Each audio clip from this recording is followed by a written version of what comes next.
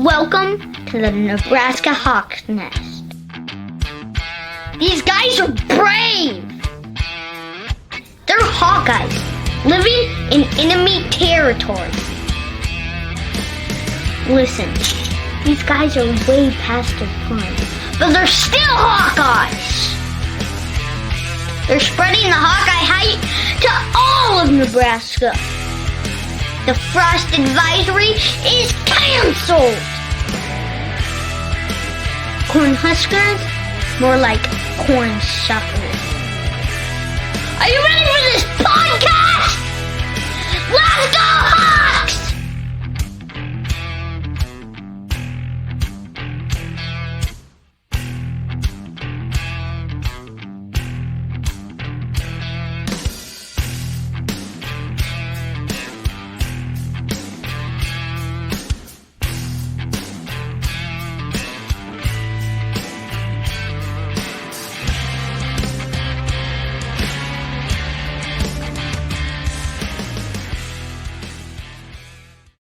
All right, everybody. Welcome back to the Nebraska Hawk's Nest. We are lucky enough to be joined by Iowa football legend Chuck Long. How's it going, sir?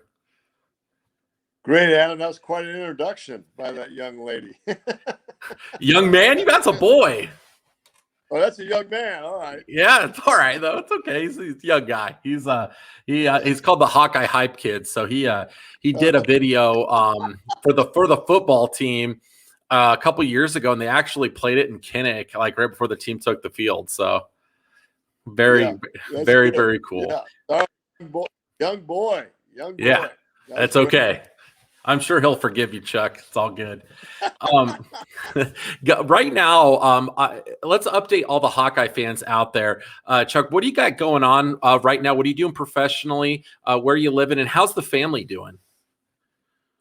Family's doing well. We have 5 grown kids. They're all over the country. We have our oldest living in Dallas. We have one in Los Angeles. Wow. Been on the front line of the pandemic out in LA County. So that's been a challenge, but she's doing well. We have 3 in Oklahoma City. We have 2 sons that live there in Oklahoma City. We have a daughter that lives in Norman, Oklahoma. My family really, they all went to Norman High School in Norman, Oklahoma. Okay. So they don't really know the Iowa or the Midwest like we do. They grew up there south of Highway 40. They don't know anything north of that. And but they're all doing well. They're all, they all have jobs. That's the big thing, Adam. They all have jobs. Yeah.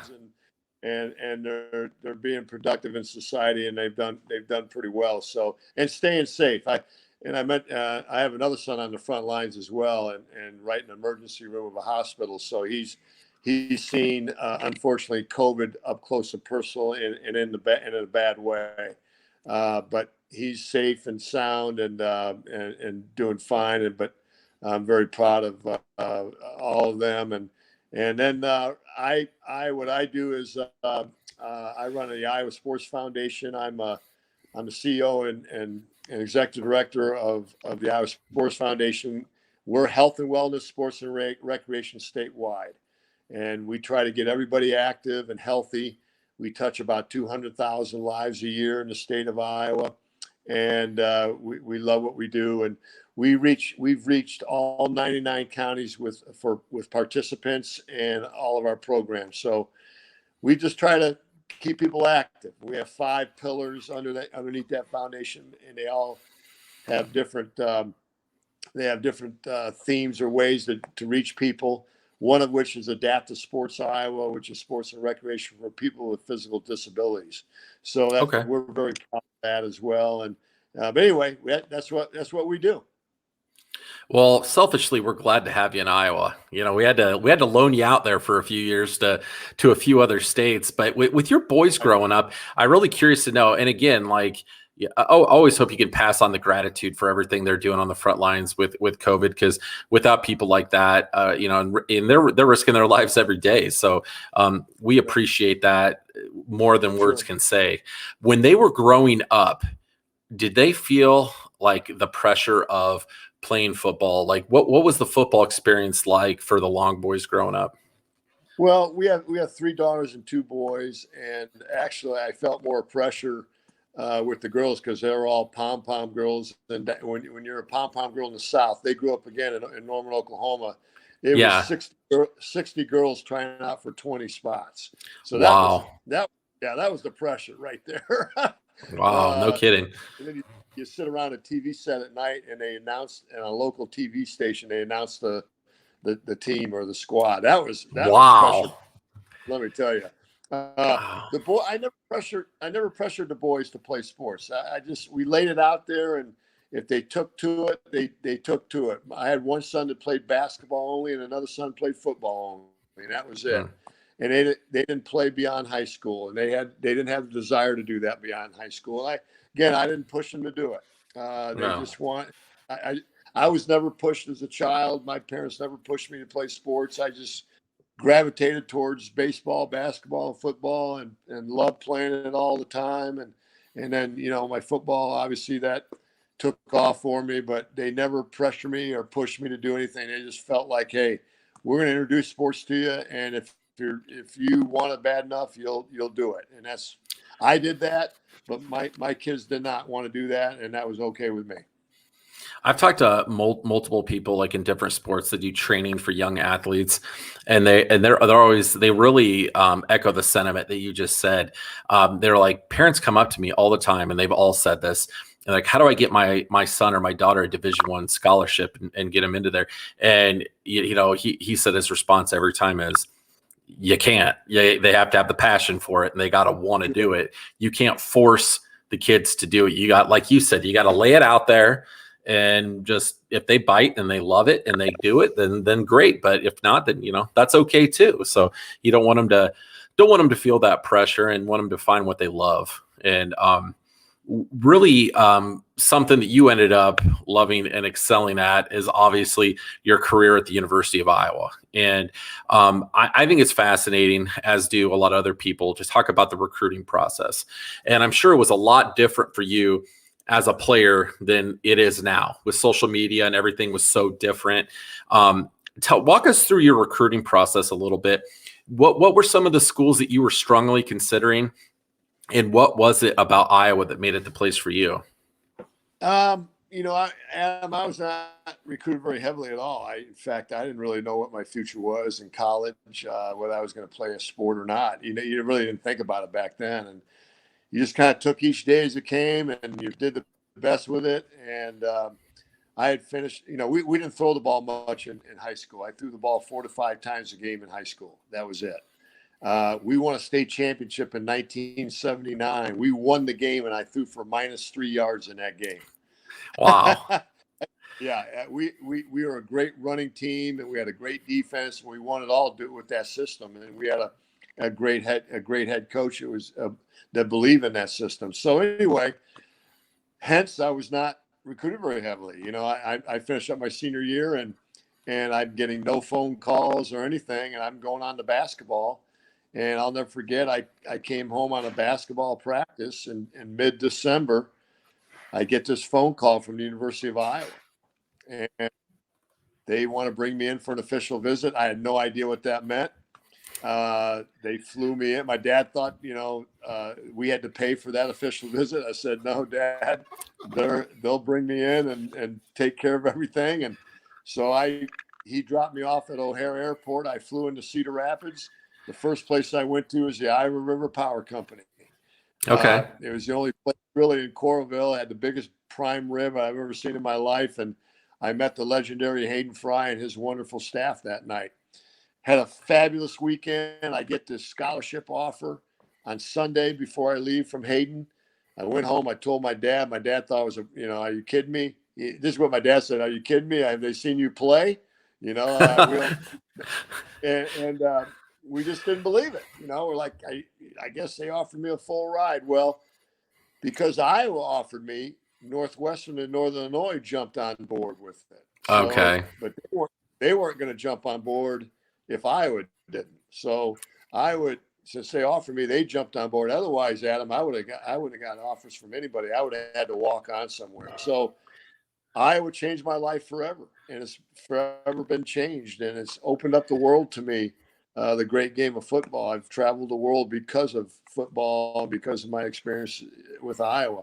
But it just took me on a life journey that I could have never imagined as a kid. It was just, I mean, that was fate. It was just meant to be. And the one thing that's so fascinating to me, and you might not have an answer to this, how in the heck did Hayden know what he was getting when he was bringing you in? Like, there couldn't have been a lot of film with you throwing the ball. Did he at least see you like at a camp or anything like that? How would he have known? Yeah, no camp, nothing. We didn't have really camps back then, and Wow. I went to the University of Wisconsin's camp because my coach sent me up there to try to get some exposure, and they didn't even think I was a quarterback. They wanted me to play defensive back, kind of give you an idea. So Wow. they they just, I think back then, to answer your question, was they filled up their scholarship needs. And back then you had more scholarships to play with. You know, you Mm. had each school had 4 or 5 extra left over.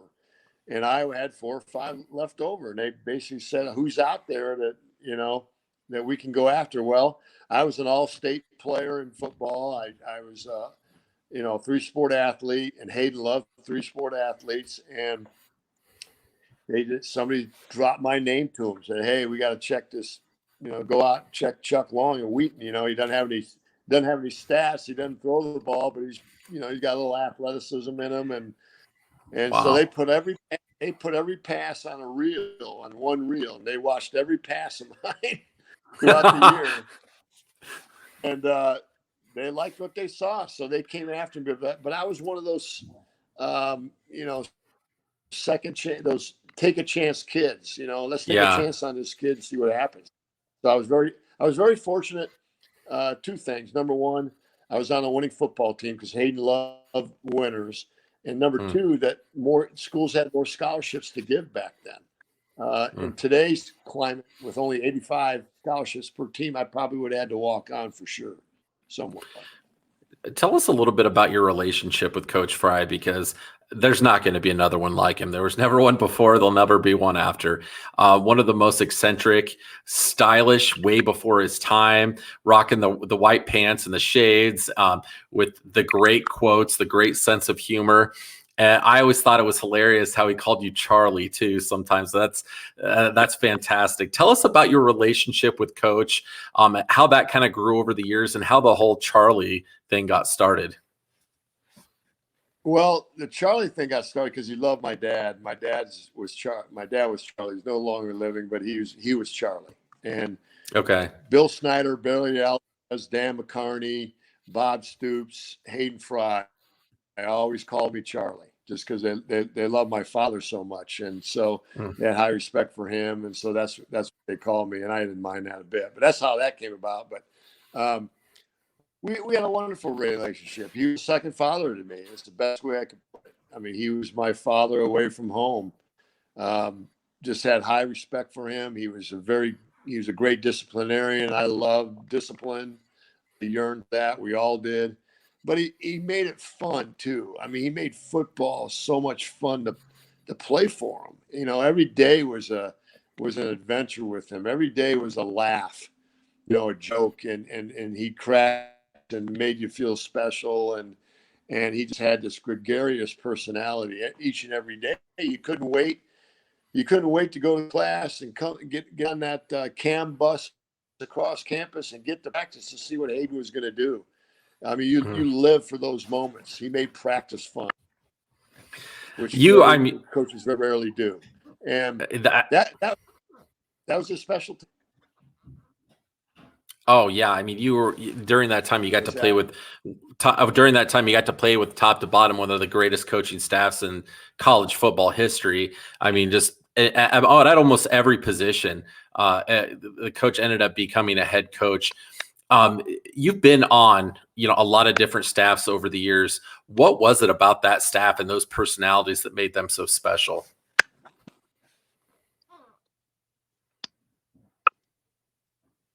If you ever read John Maxwell, who's an expert in leadership, he's written leadership books worldwide. He has a big following on Twitter, but he's a famous author and researcher on leadership. That's what he does. A guy named John Maxwell, and I've read many of his books. But he said in one of his books that great leaders know how to hire as good as or better than they are.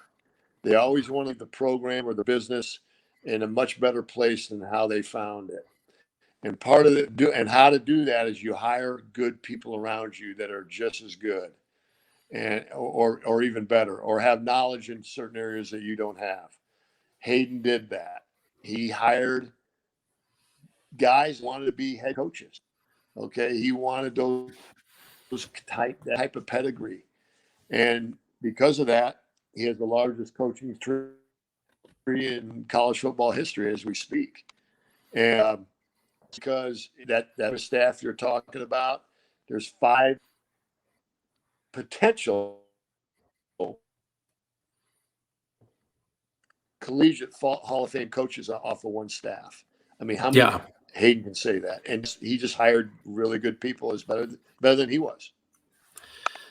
I mean, he recruited arguably the best quarterback in Iowa football history with very minimal exposure, and then he hired one of the greatest staffs in college football history. It's talk about a guy that could spot talent a mile away. There'll never be another one like him. One thing that I thought was just extremely interesting, that I think was probably fairly innovative for that time, was going into your senior year. You had a tough decision to make, whether to come back or go pro. And when you decided to come back, you took out an insurance policy on your arm. Tell us about that process, deciding to do that. What were those conversations like, and how was that? How did that process go?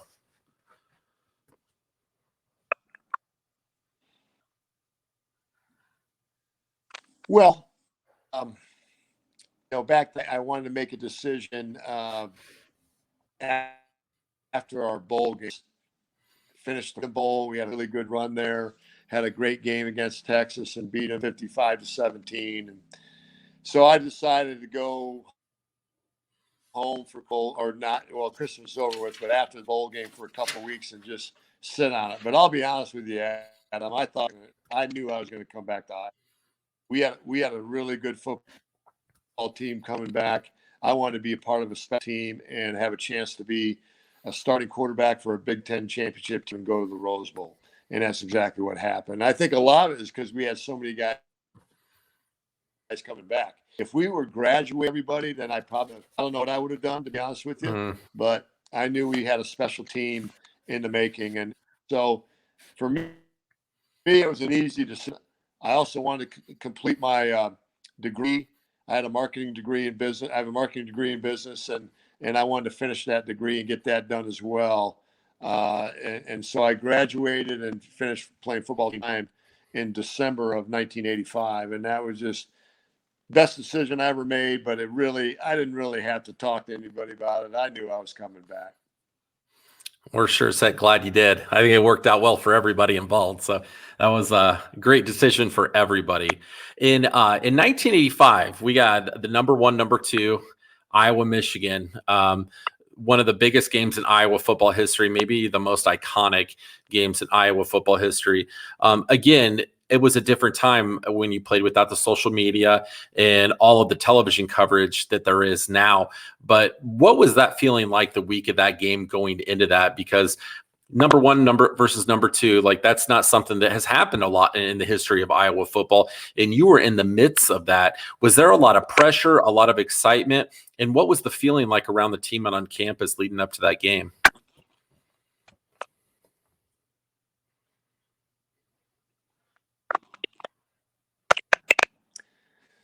Well, it was just a buzz in the air all week long. I mean, we've been number 1 for several weeks. Michigan was number 2 for 6. They came into town. Obviously, we had everybody. I think every sports writer in the country there. From New York to L.A. and Texas, they were all there. Brent Musburger came to town. He was going to do the game. He was going to go around town and interview everybody all week long. But I remember going across campus every day, just soaking it all in, going, oh my gosh, this is the biggest and probably arguably coming up. And we knew they were good. We were good. It was going to be a drag out, and it was so much electricity in the air that day. It was a mid-afternoon game. I think a 2:30 kickoff. It was a misty day, cloudy, kind of misty in the air. They brought in the Musco lighting and everything to because it was going to get dark, and Yeah. sure enough, we had this fantastic game against Michigan, and back and forth, and we finally get it to a 10-9 game, and we had the ball last, and we drive all the way down the field, put it, call our last timeout with 2 seconds to go on the 26-yard line. Fabulous, famous kicker Rob Houtland came out with ice in his veins. They called timeout twice to try to ice him, but he had ice in his veins. He went out there, and he turned around to the sideline on that last timeout, and he said, "Hey guys, don't worry about this. I got it." And he went out there and he drilled it right down the middle. I will never forget the elation and emotion of the crowd as long as I live, Adam. It gives me goosebumps just thinking about it now, but I will never, ever forget it. I replay it all the time. And it was never matched again in my the elation and emotion of that crowd that day. Oh, I replay that all the time. That final game, before the start of every football season, I got to replay that and watch that game. And Rob, Houtland really reminds me a lot with his swagger and his style and the ice in his veins, like Keith Duncan. I felt like we kind of had a modern day Rob, with Keith there. So when Keith is getting ready to kick that field goal and you guys are on the sidelines watching him out there, I know he said, "Hey guys, I got it. Like, we're good." What was your guys' feeling like? Honestly, like, was there any doubt? Was there nervousness, or did you just have like a calmness about you that we know what Rob can do? Like, we got this.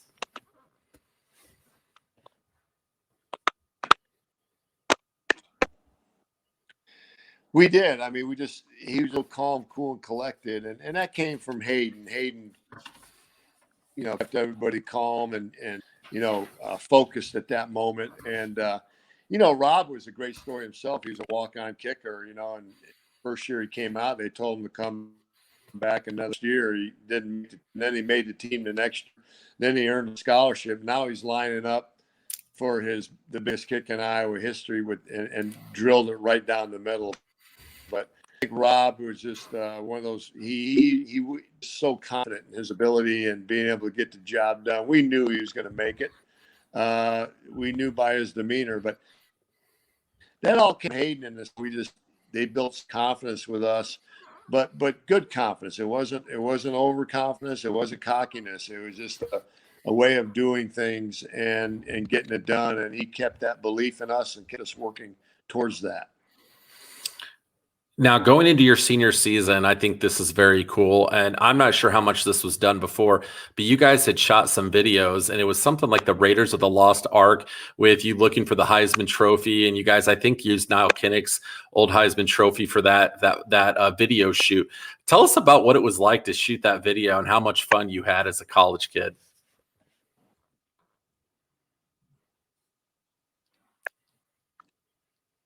Well, back then, the videos to promote their athletes, and they make all these copies of videos and send them out to all the sports writers or all the Heisman voters to on the West Coast or East Coast that don't get a chance to watch you play much. The way it, and we had a strength coach back then named Bill Durbridge, and he thought of this.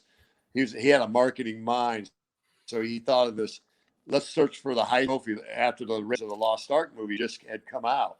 So the Raiders of the Lost Ark was a famous movie and very popular. So he had this theme of searching for the Heisman Trophy, and so that's what we did. We went to the woods somewhere by Quill Lake, and he planted Heisman Trophy somewhere, and I was climbing up rocks and everything to find this trophy, and he was videotaping the whole thing. So it was fun. It's out there on YouTube for people to see. It's kind of corny right now, but back fun to do. It's so much fun to play for Hayden Fry because he allowed those things to happen. Yeah, again, Hayden had a marketing mind before most coaches ever did. He just was so innovative in so many ways with that. So, I mean, that's pretty awesome. But I got to be honest with you, right or wrong, I still got a chip on my shoulder with Bo Jackson during that whole entire, that it was like the closest Heisman race in the history of the award, I think up until like 2009, 2010 ish. And every time I hear Bo Jackson's name, I'm like, oh man.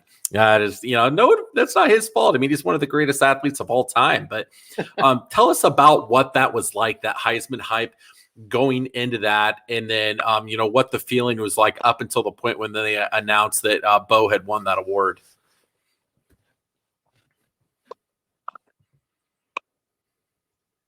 Well, I always tell people at Heisman, but I'm the much better athlete. But yeah, he was just a special guy. One of those once in a lifetime guys that you meet. He was the only all-star in football and baseball, I think, in history, in baseball, pro football. And Yeah. so, leading up to that point, it was very surreal. It was not. Again, I never thought of that as a kid going to win a Heisman Trophy or even been in the race, and it just got down to where it was just me against Bo late in the year, and here I am going on a flight to New York. I've never flown over New York City, so I'm Florida City, and I see this city I've ever seen in my life. I'm going, what am I doing here in New York City? And had a great weekend, a wonderful weekend, led up to the announcement. Went up to the downtown athletic club. It's on I think the 40th floor. And it's not like it is today with all the pomp and circumstance it is today, but it was quite a spectacle going to a special room with all these portraits of these Heisman Trophy winners. And there's the great Bo Jackson sitting there and Lorenzo White from Michigan State. And sitting there waiting for this big announcement, and then they cut away to a commercial in the last 5 minutes, and they're going to come back an announcement. And I mean, my heart is beating out of my chest, thinking, "Uh-oh, this could be real." And they, of course, came back and named Bo, and I was very excited and happy for him. But I was excited to be in the race and with a guy like him, and I'll never forget it. Obviously. It had to have been just such an amazing experience that, very, very few people ever get to ever experience. And, we were talking before this interview and we got a little proposal for you. We're wanting to start, you know how they have the Heisman house, the Nissan Heisman house. Well, we want to start the Heisman runner-up house with like you and like Brad Banks and some guys that were like super close to winning the Heisman. What are your thoughts on that? Chuck, what about that? Huh?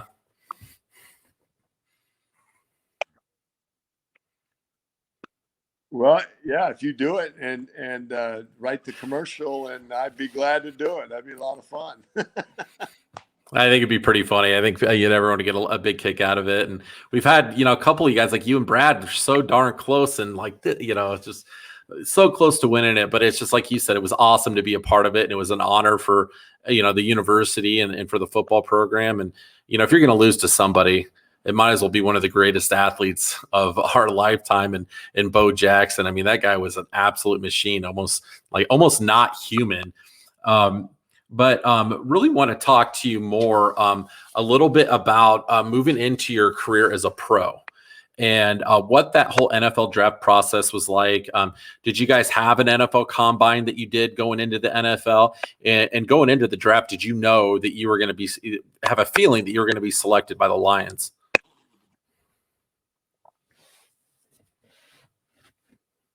I did not. We had a combine, but I did not go. I felt like I had enough on film over I was a 4-year starter. I felt like I had enough film for the NFL to see and grade.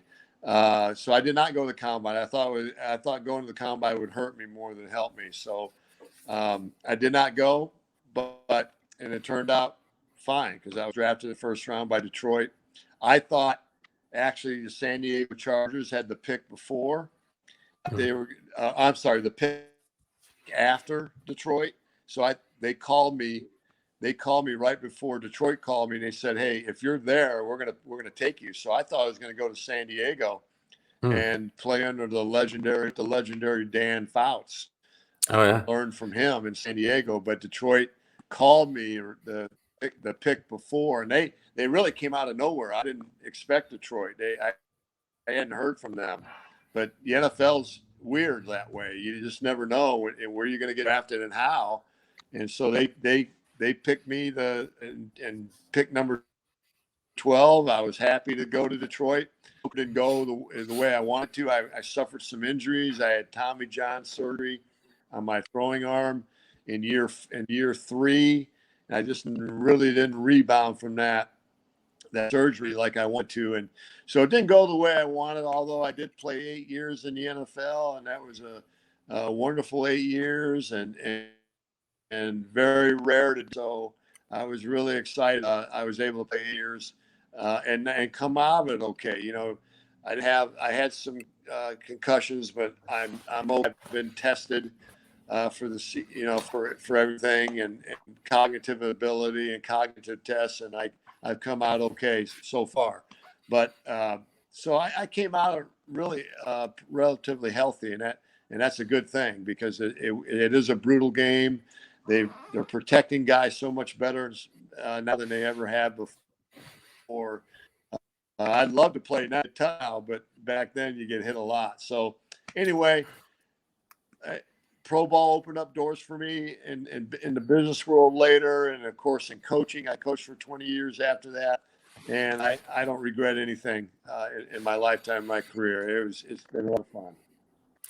You had a really great coaching career, that a lot of people don't talk about. I mean, you were one of the hot candidates there for a while, and you recently coached in the XFL for the St. Louis Battlehawks, and that league has had a lot of ups and downs, but it looks like they're coming back strong.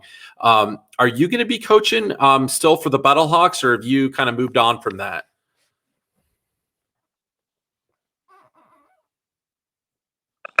Well, I still do. Right now, it's in a hiatus situation. So no one knows when the XFL is going to kick up again, and if they want us. It has new ship. Dwayne Johnson, The Rock, has bought it in his group, so he may want new coaches. Who knows? Right now, it's crickets. No one's really saying anything about it at this point in time. I know they're looking at possible merger with the Canadian Football League. There's talks going on with that, but Okay. now nobody knows what's happened. So I like to go back and coach there. Absolutely, we had a really good time. Jonathan Hayes, our head coach, was a wonderful head coach. He needs another shot at a head somewhere because he's one of the best leaders I've been around. So we'll see what happens. Is all I can tell you. You had some Iowa guys on that staff, and as soon as they announced that you were on that staff and some other guys with Iowa ties, it was funny because every Hawkeye fan's like, I'm a St. Louis Battlehawks fan. They immediately joined up with that team. People are trying to buy St. Louis Battlehawks t-shirts. Nothing was available. It was totally sold out. So that just shows the loyalty of Hawkeye fans that as soon as they saw your name was tied to that, Chuck, everybody was immediately a St. Louis Battlehawks fan and wanted to support them 100% because we want to see it continue to succeed and do well. So that was pretty awesome. One thing you've really done awesome at is your time on the Big Ten Network. I really enjoy, and I know everyone else does enjoys it whenever you're on. And we want to see more Chuck Long on the Big Ten Network. Is there any plans for you to have some more appearances this upcoming football season?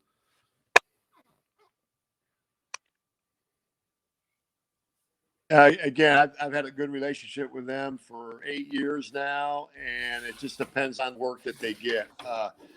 Some years I have a lot of work, some I don't. But I'm still with them. I'm available if they need me to do a game. I'm a freelancer, which means I get paid by the show or by the game. I'm not under salary with them at all. So it just depends on the deals that they make and work that they get and the work that they give me. But yes, I'm definitely on call for the Big Ten Network. And I did a couple of Westwood One radio games last year. I have a relationship with them as well. Fox had me do an Oklahoma game last year. I actually did three Big 12 games last year, and no Big 10 games at all. So it just depends on Okay. what kind of work they get, what kind of work they want to give me, and yeah, I'm hoping to get some games here. You do great at it. So well, let's keep that train going, because we love seeing you on there. Every time we see on set, all the Hawkeye fans are like, "It's Chuck!" Yes, like we get so excited. So it's very, very cool, and you are a natural at it. You are so good at it, and I'm really hoping that the XFL gets going again, especially if they can go in the off season of the NFL. More football is always a good thing. If we can consume it as Americans, we're definitely going to consume it. So just want to wish you nothing but success going forward with your current role and everything that you have going on. And we'll be watching for you. I'm going to get my St. Louis Battlehawks gear ready. If they get that engine fired back up, we'll be watching for you. But thank you so much for taking time out of your busy schedule to talk to us, Chuck. We really do appreciate it.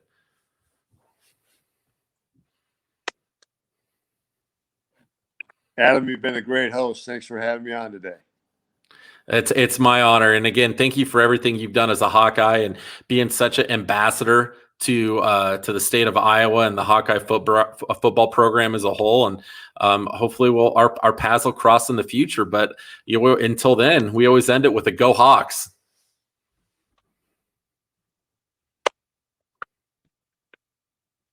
Go Hawks. Thank you, Adam.